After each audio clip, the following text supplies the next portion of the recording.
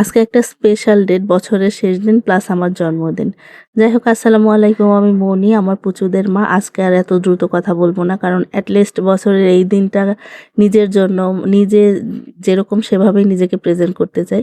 এত দ্রুত আসলে কথা বলাটা খুবই কষ্টকর হয়ে যায় ভয়েসের জন্য, ভয়েস দিতে গিয়ে। কিন্তু আজকে আমি এত দ্রুত কথা বলবো না, যেহেতু আজকে স্পেশাল ডেট।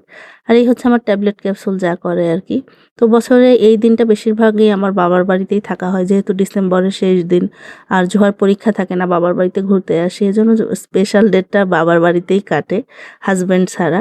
তো যাই হোক, স্পেশাল ডেটে জন্ম নিছি, কিন্তু লাইফে আমি আসলে সেরকম স্পেশাল কিছুই করতে পারি নাই। কিন্তু আল্লাহ আমার মধ্যে অনেক গুণ দিছে, আলহামদুলিল্লাহ। আমি জানি, আমার ফ্যামিলি জানে, আদার্স লোকজন যারা জানে, তারা সবাই জানে যে আমার মধ্যে অনেক গুণ আছে।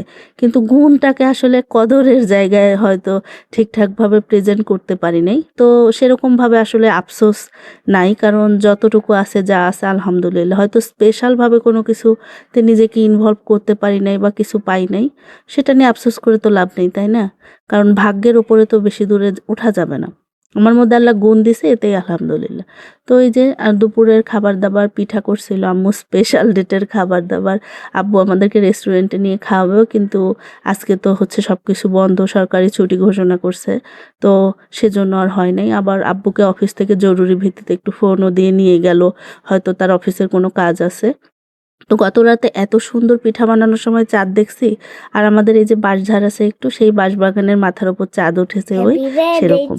আর আজকে দুপুরে এই যে সুন্দর রোদ উঠছে, মানে গতকালকে ওই চাঁদ দেখে আমার মনে হয়েছিল হয়তো আজকে একটু রোদ উঠবে। তবে রোদটা খুব বেশি সময় ছিল না, আর হচ্ছে বেশি তাপও ছিল না। তো এই ছিল খাবার দাবার। আর আজকে এখন ভয়েস দিচ্ছি, এখনকার জ্যোৎস্না রাত এটা। তো কেমন লাগলো ব্লগ অবশ্যই কমেন্ট করে জানাবেন। ভালো লাগলে একটু লাইক কমেন্ট শেয়ারের ব্যবস্থা করবেন। সবাই ভালো থাকবেন, আমার জন্য দোয়া করবেন, আমিও দোয়া করি। আজ এ পর্যন্ত, আল্লাহ হাফেজ।